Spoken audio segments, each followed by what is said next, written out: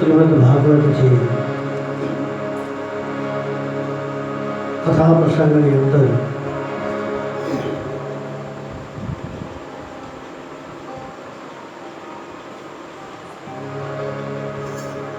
નારદજી અને સનકાદિકો એનો સંવાદ ચાલી રહ્યો છે। નારદજીએ કહ્યું, તમે કૃપા કરી અને એ બતાવો કે આ કથારૂપી સપ્તાહ યજ્ઞ વડે क्या क्या लोगों पवित्र बने छे। सनकादिके कहूँ जेओ हमेशा जात जातना पाप करता होय, निरंतर दुराचार ने अंदर तत्पर रहता होय, अवड़ा मार्गे चालता होय तथा क्रोधाग्निथी बढ़ता कुटिल अने कामी छे ए बधा ज आ कलियुगमां सप्ताह यज्ञथी पवित्र बने छे। नारदजी, हे नारदजी, હવે અમે તમને આ બાબતમાં એક પ્રાચીન ઇતિહાસ કઈ સંભળાવીએ છીએ। તે સાંભળવા માત્રથી પણ બધા પાપ નાશ પામે છે। ઇતિહાસ કહેતા કહ્યું, પહેલાના સમયે तुंगभद्रा नदीना किनारे एक सुंदर नगर हतुं। त्यां बधा ज वर्णना लोको पोतपोताना धर्मोनुं आचरण करता रही सत्य अने सत्कर्ममां ज तत्पर रहता था। ते नगरमां आत्मदेव नामे एक ब्राह्मण रहता था। ते साक्षात द्वितीय बीजा सूर्य समान तेजस्वी हता। वेद विद्या विशारद અને સ્રોત સ્માર્ત કર્મમાં નિપુણ હતા, ધનવાન હતા। पुरोहित कर्म करी जीवन व्यतीत करता था। तेनी प्रिय पत्नी जेनु नाम धंधोली खानदान अने रूपाળી हती, पण हमेशा पोतानी वातने वळगी રહેનારી अगणमती हती। જ્યારે ઉંમર આત્મદેવની ઢળતી થઈ ત્યારે તેમણે સંતાન પ્રાપ્તિ માટે જાત જાતના પુણ્ય કાર્યો શરૂ કર્યા અને દીન દુખીઓને ગાય, ભૂમિ, સુવર્ણ, વસ્ત્ર વગેરેનું દાન કરવા લાગ્યા। एक दिवस आत्मदेव भूदेव घना दुखी थई घर छोड़ी वननी अंदर चाल्या गया। बपोरना समये तरस लागी, તેથી એક તળાવ પાસે ગયા સંતાનના અભાવના દુઃખે એનું શરીર સૂકવી નાખ્યું હતું. થાકી જવાને કારણે પાણી પી ત્યાં જ આત્મદેવ બ્રાહ્મણ બેસી ગયા. થોડો સમય વીત્યો. ત્યાં એક સંન્યાસી મહાત્મા આવ્યા. જ્યારે ભૂદેવે જોયું કે તેમણે પાણી પી લીધું છે, ત્યારે એમની પાસે ગયા અને ચરણોની અંદર નમી સામે ઊભા રહી અને આત્મદેવ ભૂદેવ નિશ્વાસ નાખવા લાગ્યા. સંન્યાસીએ પૂછ્યું, હે વિપ્ર, કેમ રડે છે? એવી તમને શું ચિંતા છે? મને તમારા દુઃખનું કારણ જલ્દી બતાવો. આત્મદેવ ભૂદેવે કહ્યું કે મહારાજ, સંતાન માટે હું એટલો દુઃખી છું કે બધું મને સૂનું સૂનું લાગે છે. હું અહીં પ્રાણ ત્યાગ કરવા માટે આવ્યો છું. આત્મદેવ કહે, હું જે ગાય એને પાડું છું એ વાંસળી બની જાય છે. જે વૃક્ષ હું વાવું છું તેને ફળ નથી લાગતું. આમ હું જે વસ્તુનો સંપર્ક કરું તો એ વસ્તુ એનું કર્મ ભૂલી જાય છે. આમ કહી અને આત્મદેવ બ્રાહ્મણ વ્યાકુળ થઈ સંન્યાસીની આગળ ધ્રુસકે ધ્રુસકે રડવા લાગ્યા. ત્યારે એ યતિ સંન્યાસીના મનમાં ભારે કરુણા ઉત્પન્ન થઈ. સંન્યાસી કીધું, હે બ્રાહ્મણ, સંતાન પ્રાપ્તિનો આ મોહ અજ્ઞાન છે એ તમે છોડી દો. કર્મની ગતિ પ્રબળ છે. વિવેકનો આશ્રય લ્યો અને સાંસારિક વાસનાઓને તજી. હે વિપ્ર, સાંભળો, મેં અત્યારે તમારું પ્રારબ્ધ જોઈ લીધું છે અને તમને 7 જન્મ સુધી કોઈ સંતાન કોઈ રીતે થવાનું નથી. મેં તમારું પ્રારબ્ધ, તમારું ભાગ્ય મેં જોઈ લીધું છે. પહેલાના સમયે સગર રાજાએ તથા અંગ રાજાએ સંતાનના કારણે દુઃખ ભોગવવું પડ્યું હતું. હે બ્રાહ્મણ, હવે તમે કુટુંબની આશા છોડી અને સંન્યાસમાં જ સર્વ પ્રકારનું સુખ છે એવું માની આ પુત્રની ઈચ્છાને છોડી દો. પુત્રથી સગર રાજાને પણ દુઃખ પડ્યું. સગર રાજાને પણ આવી જ રીતે મહાત્માએ એના આશીર્વાદથી 1001 દીકરાઓ થયેલા. સુમતિ અને કેસરી 2 રાણી હતી. એ સુમતિને માગવાનું કહ્યું એટલે સુમતિએ 1 દીકરો ઋષિ પાસેથી માંગ્યો અને કેસરીને કીધું તો કેસરીએ 1000 દીકરા માંગ્યા. કથા જાણીતી છે. પછી એ 1000 દીકરાએ ઉત્પાત મચાવ્યો એના માટે થઈ અને સગર રાજાને પૃથ્વી ઉપર ગંગાજી લાવવા પડ્યા. બધા દીકરાઓ સ્વર્ગથી ગયા.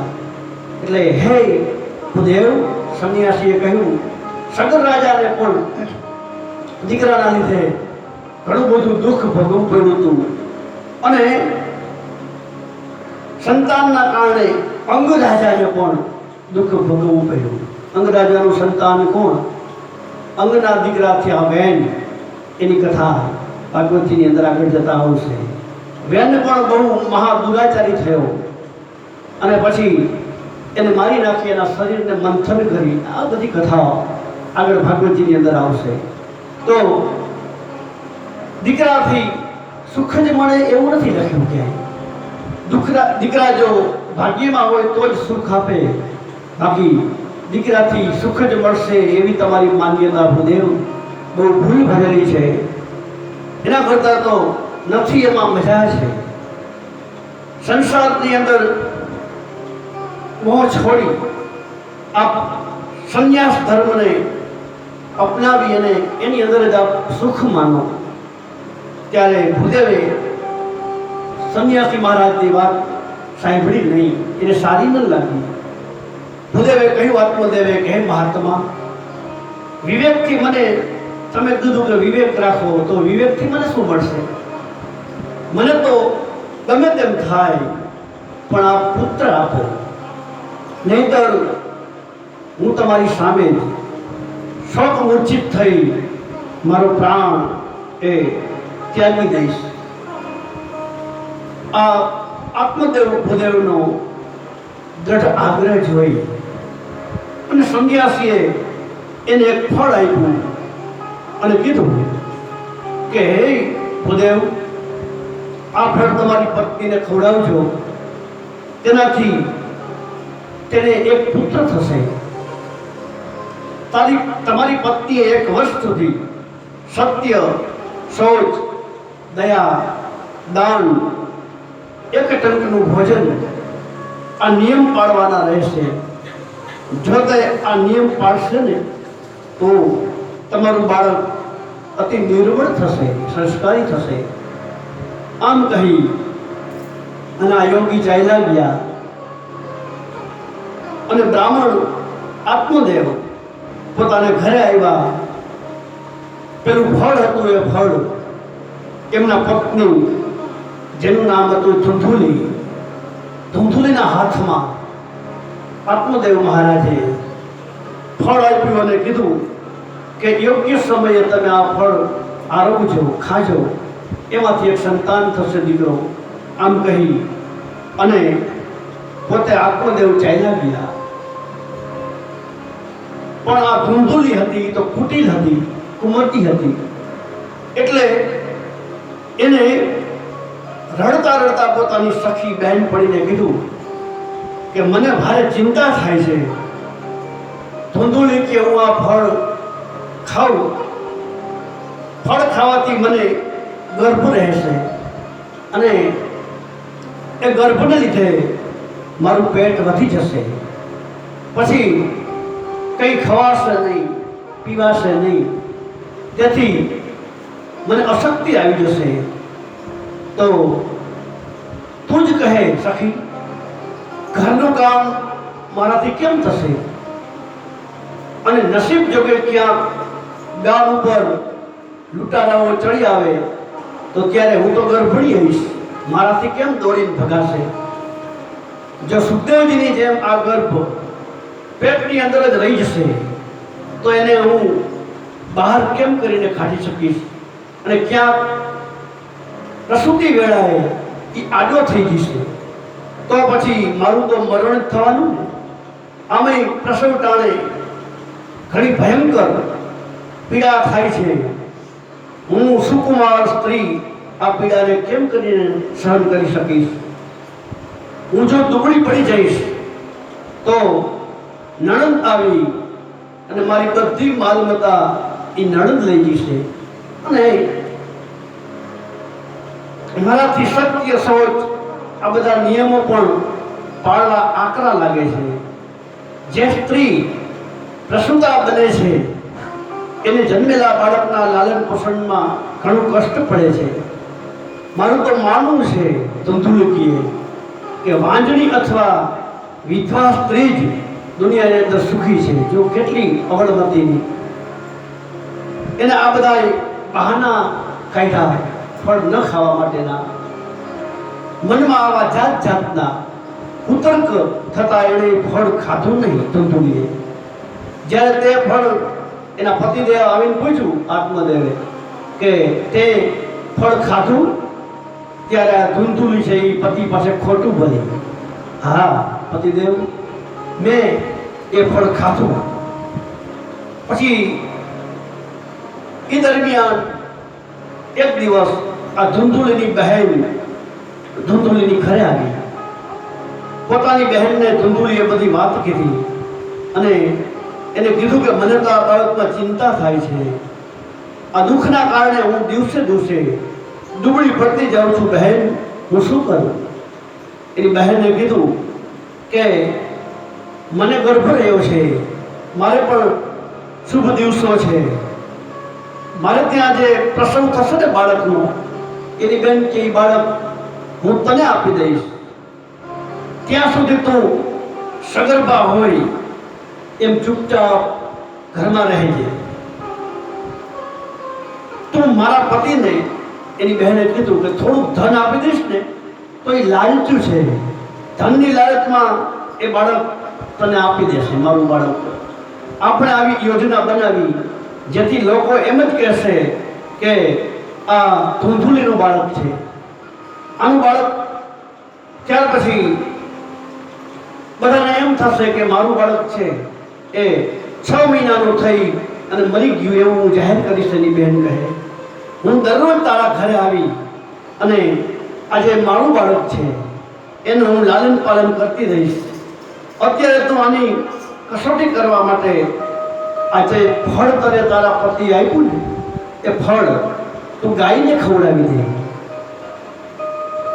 આમ આ ધૂંધુલીએ સ્ત્રી સ્વભાવવશ તેની બહેને જે કીધું એ પ્રમાણે કહ્યું. ત્યાર પછી સમય જતા જ્યારે એ સ્ત્રીએ, એની બહેને પુત્રને જન્મ આપ્યો ત્યારે બાળકના પિતાએ તેને ચૂપચાપ લઈ જઈ અને ધૂંધુલીને આપી દીધો. ધૂંધુલીએ પતિ આત્મદેવ પાસે એવી જાહેરાત કરાવી કે મને દીકરાનો જન્મ થયો છે. આમ આત્મદેવને પુત્ર થયો છે. સાંભળી બધાને ખૂબ આનંદ થયો. બ્રાહ્મણે એ બાળકના જાતકર્મ સંસ્કાર કરી અને બ્રાહ્મણોને દાન આપ્યા. તેના દરવાજે ગીતો ગવાયા, વાજા વાગ્યા, માંગલિક ક્રિયા થઈ.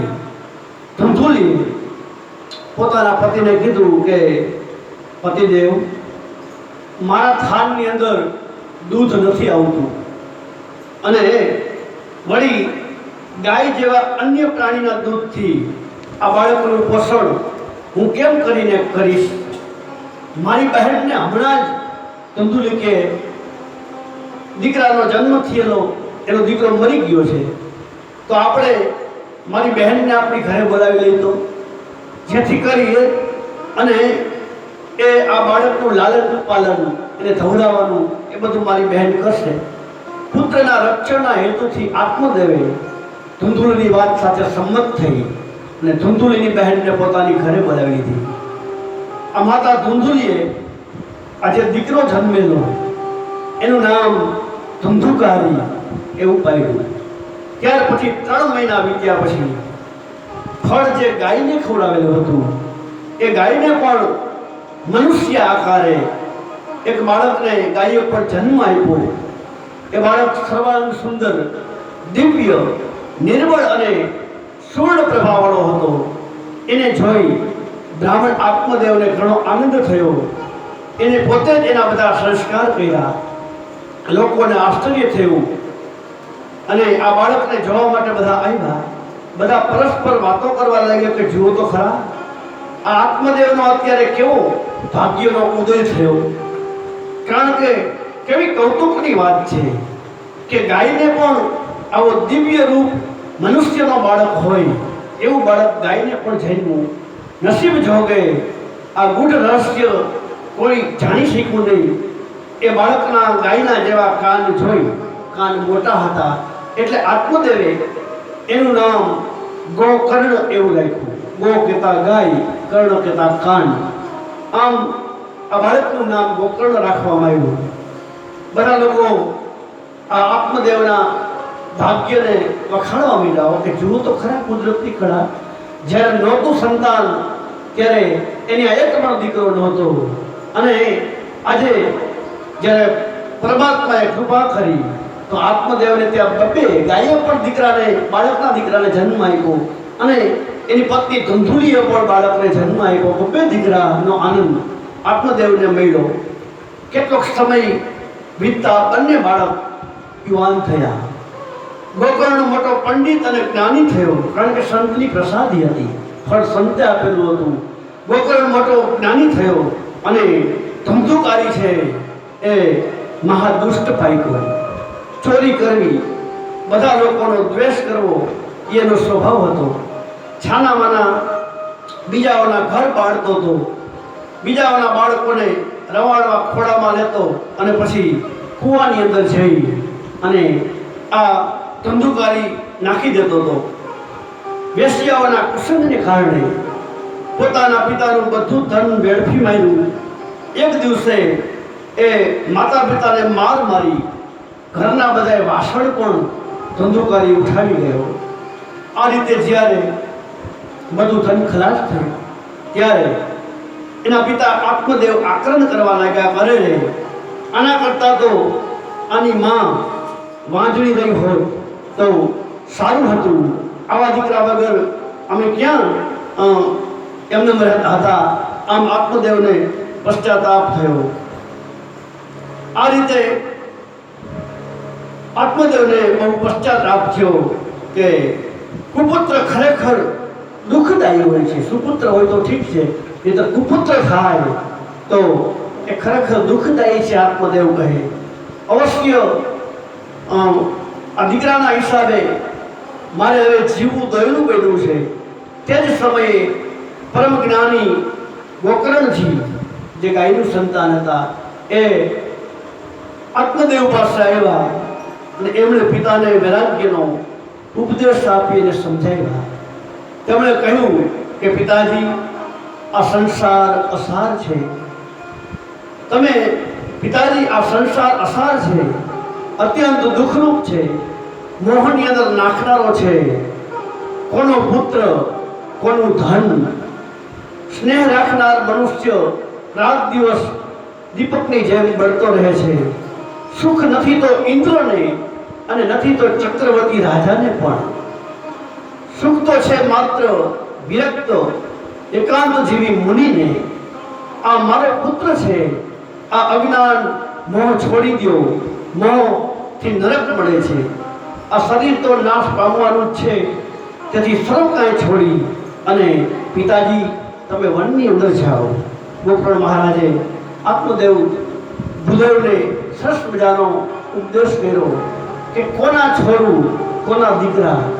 આ સંસાર મિથ્યા છે પિતાજી. અમસ્તા આપણે બધાએ મારું મારું કરતા હોય છે, પણ કોઈ કોઈનું અંતર સગું થતું નથી.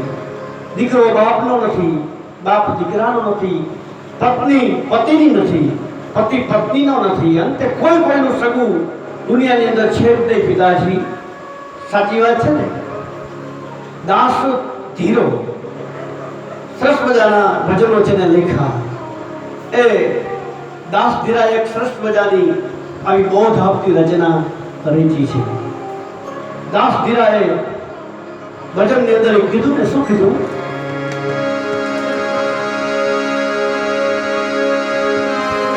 કોના છોરું ને કોના પાછરું રે, કોના માને બાપ, કોના માને બાપ. અંતકાળ જાવું જીવને કલો ભાઈ, અંતકાળ જાવું જીવને કલો. સાથે પુણ્ય ને પાપ, સાથે પુણ્ય ને પાપ રે.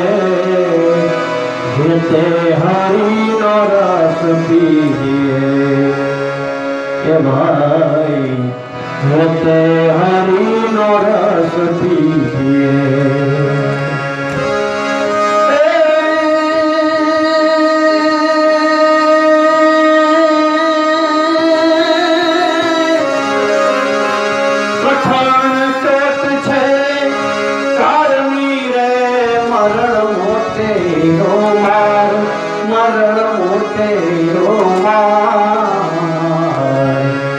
કંઈક રાજા ને કંઈક રાજ્યા એ ભાઈ, કંઈક રાજા ને કંઈક રાજ્યા.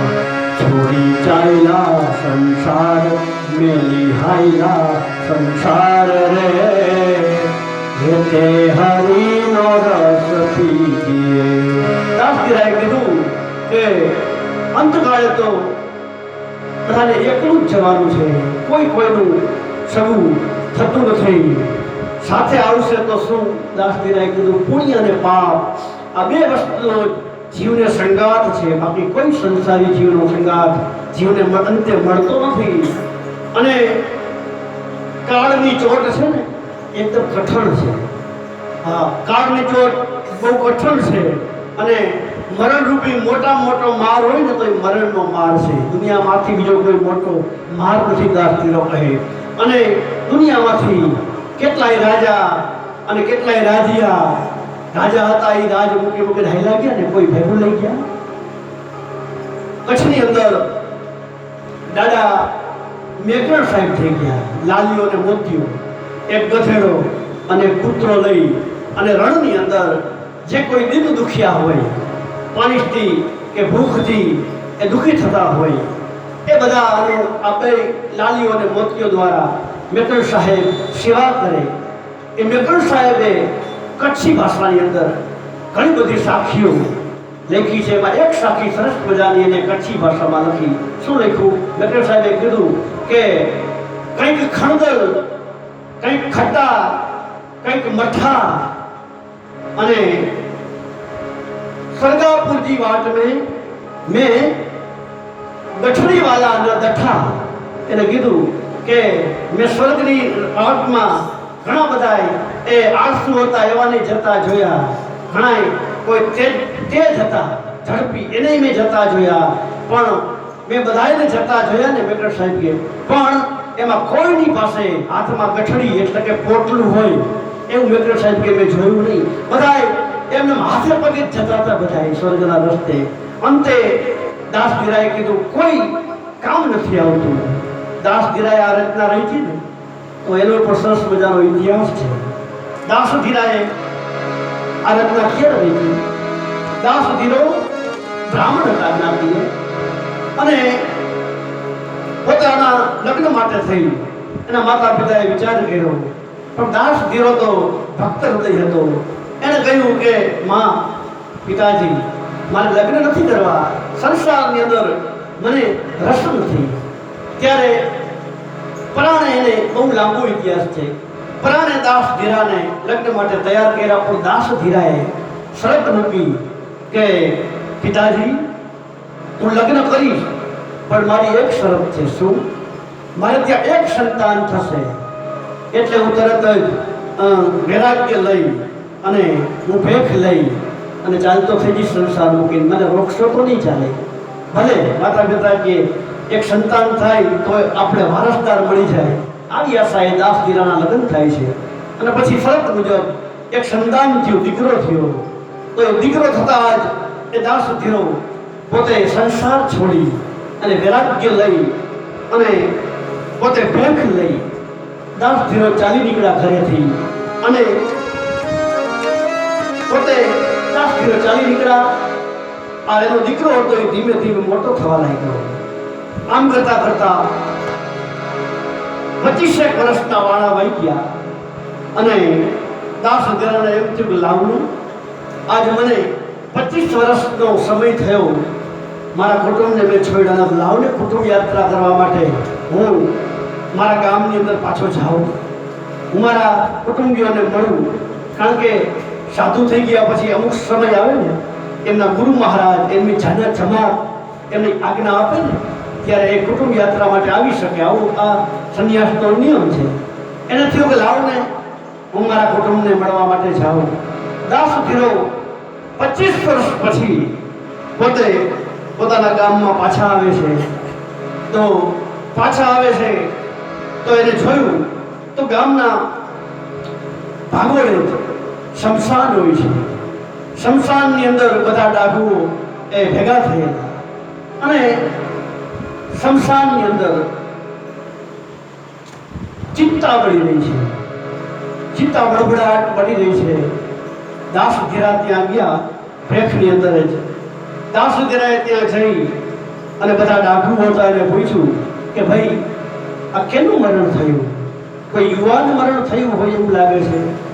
ત્યારે બધા ગામના ડાકુ હતા એને કીધું કે હા સાધુ મહારાજ, અમારા ગામની અંદર એક ભૂદેવનું ઘર છે એમાં ધીરા ભગત એ તો સાધુ થઈ ગયા છે, પણ એ ધીરા ભગત એ એક સંતાન થયા પછી એને ભેખ લઈ લીધો હતો. એ ધીરા ભગતનો એકનો એક દીકરો હતો એના દાદાને, યા એકનો એક દીકરો આજ એની ચિતા જો પડે છે. વિચાર કરો કેવો ત્રાસકો પડ્યો હશે દાસ ધીરાને. એકનો એક દીકરો મૂકીને ગયેલા, એ દીકરો પણ આજ એના પંથે ચાલ્યો ગયો. એટલે આ તો સાધુ છે, રડે નહીં, પણ થોડો અંદરથી એને વૈરાગ્ય આવ્યો. વૈરાગ્ય આવતા દાસ ધીરાએ ઊભા જ આ જે ગાવું ને એ રચના દાસ ધીરાએ ત્યાં એને લખી. દાસ ધીરાને તરત શબ્દ નીકળ્યા, અરે રે મારું કરી કે મારો દીકરો, મારા પિતાજી. કોઈનો અંતર દાસ ધીરો કે નથી. દાસ ધીરાએ અંતર નામામાં લખ્યું. શું લખ્યું?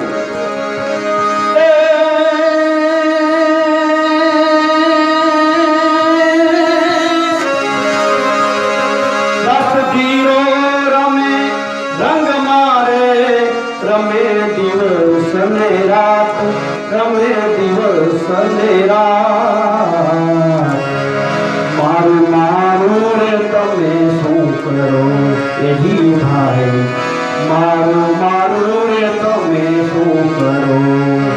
રમો પ્રભુને સંગાથ, રમો હરિને સંગાથ રે. હેતે હરિનો રસ પીજે, હેતે પ્રભુનો રસ પીજે.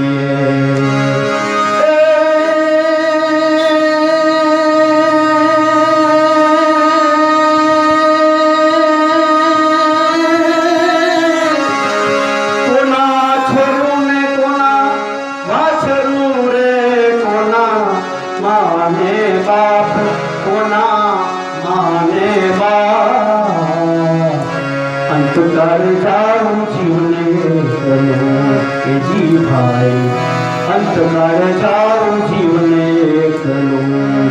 સાથે પુણ્ય ને પાપ, સાથે પુણ્ય ને પાપ રે. હેતે હરિનો રસ પીજે આપણે, હેતે હરિનો રસ પીજે. ગોકર્ણ મહારાજે આત્મદેવ પોતાના પિતાજીને ઉપદેશ આપ્યો કે પિતાજી, કોના છોરું, કોના વાછરું, કોના દીકરા, કોના માતા પિતા. સુખ નથી તો ઇન્દ્રને, નથી તો ચક્રવર્તી રાજાને પણ. સુખ તો છે માત્ર વિરક્ત એકાંત જેવી મુનિને. દુનિયાની અંદર વિરક્તો છે એને જ સુખ છે, એકાંત જીવીને સુખ છે. આ મારો પુત્ર છે, આ અજ્ઞાન મોહ છોડી દો, મોહથી નરક મળે છે. આ શરીર નાશ પામવાનું જ છે, તેથી સર્વ કાંઈ છોડી અને આપ વનમાં જાઓ. ગોકર્ણજીના વચન સાંભળી અને આત્મદેવ મહારાજ વનની અંદર જવા માટે એ તૈયાર થયા. ગોકર્ણે કીધું, પિતાજી આ શરીર હાડકા માંસ અને લોહીનો પિંડ છે, તમે એને હું માનવાનું છોડી દો. પત્ની પુત્રને ક્યારેય પોતાના ન માનો. આ સંસારને અહર્નિષ્ઠ ભંગુર જુઓ. એની કોઈ પણ વસ્તુને તમે સ્થાયી સમજી એનામાં રાગ ન કરો, એની અંદર બંધન ન બંધાવો. બસ એકમાત્ર વૈરાગ્યના રસિક થઈ ભક્તિનિષ્ઠ બનો. ભગવાનનું ભજન એ જ સૌથી મોટો ધર્મ છે પિતાજી. દુનિયાની અંદર ભગવાનનું ભજન એ જ ભેગું આવશે, એ સિવાય બીજું કંઈ સાથે આવવાનું નથી. તો એકમાત્ર વૈરાગ્ય રસના રસિક થઈ ભક્તિનિષ્ઠ બનો. આમ ગોકર્ણ મહારાજે પોતાના પિતાજીને ઉપદેશ કર્યો. ગોકર્ણ મહારાજ એ પિતાને ઉપદેશ આપ્યો. ગોકર્ણ એટલે શ્રવણ સંભોગ જ્ઞાન. ગોકર્ણનો અર્થ છે શ્રવણ સંભોગ જ્ઞાન. એનો અર્થ સાંભળેલું હતું પણ હવે સમજાયું. સાંભળેલું તો હતું પણ સમજાયું હવે. શું કામ? ગોકર્ણ મહારાજે એ વાતનો ફળ પાડ્યું એટલે સમજાયું. આ ઉપરથી એક વાત આપણે નક્કી થાય કે આપણે બધાને આ ખબર જ છે ને, કેને ખબર નથી સંસાર અસાર છે, દીકરા કોઈના થયા નથી, થવા નથી, આપણે બધી ખબર જ છે. કોઈને ન ખબર હોય એવું બને ખબર. આપણે જન્મીને ત્યારે જ સંતો કે આ બધું જ્ઞાન આપણામાં આવે જ છે. એની ક્યાંય નિશાળ ખરી કે સમજાવવા માટે કે છોકરા દીકરા કોઈના નથી, સંસાર અસાર છે, ચાલો એની નિશાળે આપણે જીવને ભણવા બેહાર, એવું કંઈ સાંભળ્યું? સંસારમાં આવે જીવ જન્મીને એટલે આ બધું એનામાં હોય જ, એની અંદર પડેલું જ છે. પણ માયાના લીધે એ સમજી નથી શકતો. માયાના લીધે એને એ વાતનું જ્ઞાન નથી થતું, એ સમજી નથી શકતો. બાકી બધાને ખબર જ છે. જો કોઈ પાપી આત્મા હોય, કોઈ શરાબી હોય, કોઈ જુગારી હોય, માનો જિંદગીમાં એને ક્યાંય કથા કીર્તન સાંભળ્યું ન હોય, ક્યાંય જિંદગીમાં પગથિયું ભગવાનના મંદિરનું ચડ્યા ન હોય, દાન પુણ્યની તો વાત એકકો નહીં. એવા ભાઈનો કોઈ સંબંધી ગુજરી જાય, માનો કે એનો દીકરો ગુજરી જાય, તો એને પાસે બધા લોકો આપણે ખરખરે જાય તો આપણે બધા એને સાંત્વના આપતા હોય ને જઈ, તો એ ભાઈ સામેથી શું કહે? આ સંસાર અસાર છે, આપણે આપણું માની છીએ, બાકી ક્યાં દુનિયાની અંદર દીકરા કોઈના થયા છે?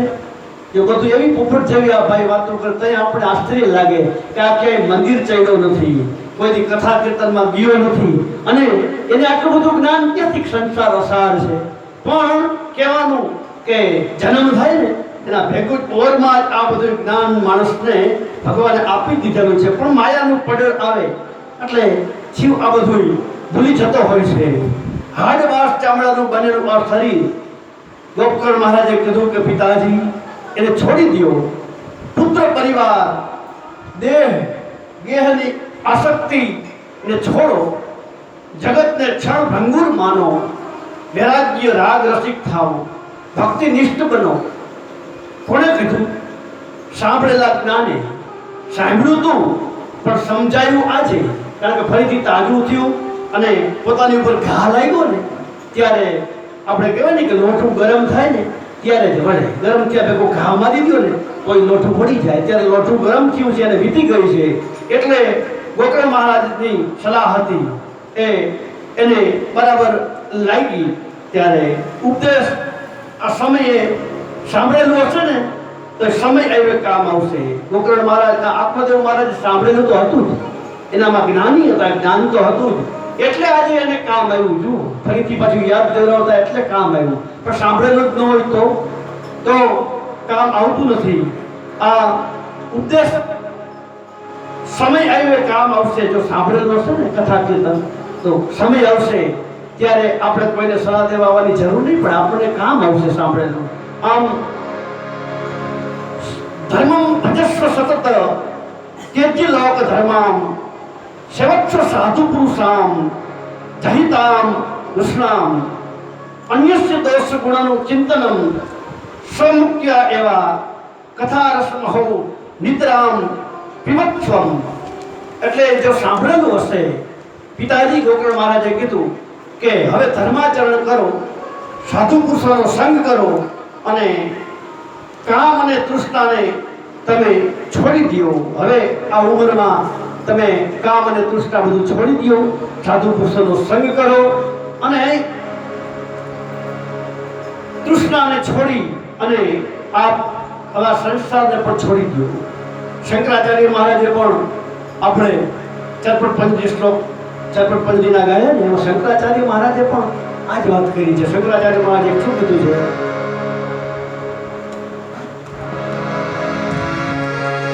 યાવત જીવો નિવતતિ દેહે કુશલમ તાવત તૃચ્છતિ ગતવિતાયો દેહાત્વાય ભાર્યા દિવ્યતિ તસ્મિન કાયે ભજ ગોવિંદમ ભજ ગોવિંદમ ગોવિંદમ ભજ મૂઢમતે પ્રાપ્તિ તન્નીતે ચરણે નહીં નહીં રક્ષતી દુઃખી ખરણે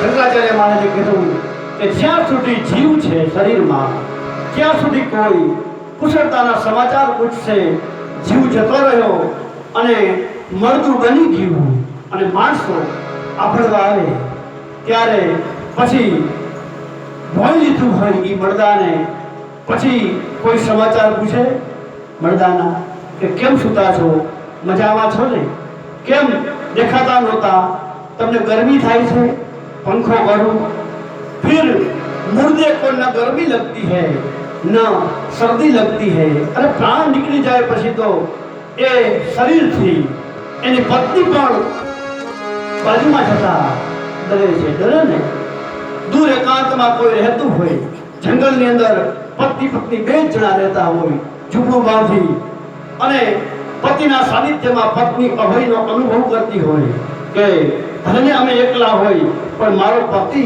મારી સાથે છે, ડરવાનું કોઈ કારણ નથી। પણ એકવાર પ્રાણ નીકળી જાય ને પછી એના એ પતિના શરીરથી એના એ પત્ની છે એ ડરવા લાગે। અહીંયા જંગલમાં ઝૂંપડું એકલી અને અહીંયા મળદું પડ્યું છે, જો પછી તો નામ બદલી જાય, પતિના બદલે પછી એમ કે કઈ ઝૂંપડીની અંદર મળદું પડ્યું છે। માત્ર 32 વર્ષ શંકરાચાર્ય મહારાજ રહ્યા પણ શું કથાકાર કે શંકરાચાર્ય મહારાજની તેજસ્વીતા છે। ભગવા વસ્ત્ર, ભસ્મના ત્રિપુંડ, હાથમાં દંડ કમંડલ, કોઈ વૃક્ષની નીચે બેસી અને વૈદિક સંસ્કૃતિનો પુનરોદ્ધાર કરનાર એ મહાન વિભૂતિ જ્યારે આ ચરપટ પંજરી શ્લોક ગાતી હશે ત્યારે એની શું મસ્તી હશે। એમ સાંભળ્યું છે કે એક મૂઠો માણસ સંસ્કૃતમાં ડુક્રુકરણના રૂપ ગોખતો હતો, તો શંકરાચાર્ય ત્યાંથી નીકળ્યા, એના બુઢાને પૂછ્યું કે બાપા શું કરો છો? ત્યારે બાપાએ કીધું કે હું ડુક્રુકરણના સંસ્કૃતમાં રૂપ પાકા કરું છું। શંકરાચાર્ય મહારાજ ખડખડાટ હસી પડ્યા। આ ઉંમરે હવે તો શંકરાચાર્ય મહારાજ કે ગોવિંદ ભજવાની ઉંમર આવી, મરણ નજીક આવ્યું, ડુક્રુકરણ તમારી રક્ષા નહીં કરે, મૂંઢ મતે ગોવિંદમ ભજ। ત્યારે આ જે ચરપટ પંજરી સ્તોત્ર શંકરાચાર્ય મહારાજના મુખમાંથી નીકળ્યું આ બુઢાને સમજાવવા માટે સરસ મજાનું સ્તોત્ર છે। તો હવે ઉંમર પાકી ગયા પછી આ બધું સાહિત્યકારો કે નાની ઉંમર હોય ત્યારે કરવું જોઈએ। ઘણા એમ કહે કે અમે ગઢપણમાં ગોવિંદ ગાઈશું, સંતો અમે ગઢપણમાં ગોવિંદ ગાઈશું। ગઢપણમાં ગવાય? ગઢપણમાં ગોવિંદ ન ગવાય, ગઢપણમાં તો ઓય ઓય થાય, હરિહરિ ન થાય। અરે દાદા ઊભા થાય તો કે આ ગોઠણ દુખે છે, બેઠા બેઠા કહીશ મારી કેળ દુખે છે। ગઢપણમાં ગોવિંદ ન ગવાય, ગઢપણમાં તો ઓય ઓય થાય, હાથાના ગુણગાન ગવાય। આમ બધું કરવાનું ક્યારે? નાના હોય ત્યારે। કવિઓએ કીધું ને, વિચાર્યું નહીં લખું એમાં, પછી વિદ્યા ભણ્યા શું, સુકાયા સૃષ્ટિના પછી વૃષ્ટિ થયા શું। લખું એમાં નો વિચાર્યું કવિ કહે, નાની ઉંમર હતી તે અને પછી ગઈઠો થાય પછી એમ કે મારે વિદ્યા ભણવી છે, તો પાકા ખડે કાંઠા ચડે ન ચડે અને સૃષ્ટિની અંદર મોલ સુકાઈ જાય જ્યારે ફક્ત એક આપણે કહે પછડીમાં વરસાદની જરૂર હોય છતાંય એ વરસાદ ન થાય અને મોલ હાવ સુકાઈ જાય પછી બારે મેઘ ખાંગા થઈ જાય તોય શું કામનું? કામનું કાંઈ કામનું નહીં। આ બધું વરસાદ ને બધું છે ને છેક વિજ્ઞાન કહે કે વરાળ બંધાય વરસાદ થાય, પણ આપણે તો ધર્મને માનનારા આપણે એમ કહી કે એ બધું છે ને એ ભગવાનની કૃપા હોય તો જ શક્ય બને ને। આપણે કવિ કહે ને કે ખૂબ મથે માનવી, ખૂબ મથે માનવી ત્યારે માંડ વિખો પવાય। પીઠ કરતા હોય તો માણસ કેટલો બધો એ કિયારા કરે અને ધોરિયા કરે, મશીનનું ચાલુ કરે, પાણી વારે મોટરથી, એ બધું કરે ને ત્યારે માંડ એ થોડીક વારમાં માંડ વીખો પાણી એ પહોંચે જમીનમાંથી, હાલતો હાલતું ક્યાં સુધી પહોંચે? માંડ વીખો પહોંચે। કવિએ કીધું કે ખૂબ રથે માનવી ત્યારે માંડ વિખો પવાય, પણ મહેર થાય જો મારા મોહનની તો સીમની સીમ લીલી થાય ને, એની મહેર થઈ જાય તો આખી નવખંડ ધરતી જઈ લીલી છમ બની જાય હો. એટલે કવિએ કીધું કે નાની ઉંમરમાં વિચાર્યું ને પછી હવે ગઈઢો થયો પછી કે મારે ભણવા જવું છે. શું ભણે? બાપનો બુધવાર ભણે. સરકારે વચ્ચે નહોતું ઓલું ગઈઢાને ભણાવવાનું ખોલ્યું પ્રૌઢ શિક્ષણ. તો સાહિત્યકારો કહે ને પછી પ્રૌઢ શિક્ષણમાં એ કહે બાપા ભણવા જાય. બાપા ભણવા જાય, હવે મોઢામાં દાંત ન હોય એટલે ઓલો જુવાની હોય એ સરકારે શિક્ષક તરીકે નક્કી કર્યું હોય, ભણેલો હોય જુવાની હોય ને, જુવાનીઓ કે બાપા બોલો, એક કરે એક, એટલે બાપા બોલે એક કરે એક, મોઢામાં દાંત તો હોય નહીં. પછી આ શિક્ષક એમ કે બાપા બોલો બગડે બે, એટલે બાપો બોલે બગડે બે. એમ નવ સુધી તો બાપો હાથે હાથું બોલે જાય, પણ ઓલો શિક્ષક એમ કે બાપા બોલો એકડે મીંડે, એટલે બાપો કીધે ઘમ દહ ન આવડ્યો, ત્યાં ઓલા દાંત છે ઈ મોઢામાં હોય નહીં, ચોકડું ત્યાં મારે આવી જાય ઘમ કરતું, તો પછી એકડે મીંડે ઘમ જ થાય, એકડે મીંડે દહ ન રહે. એ તો કવિએ કીધું ને કે વિચાર્યું નહીં લઘુ વયમાં પછી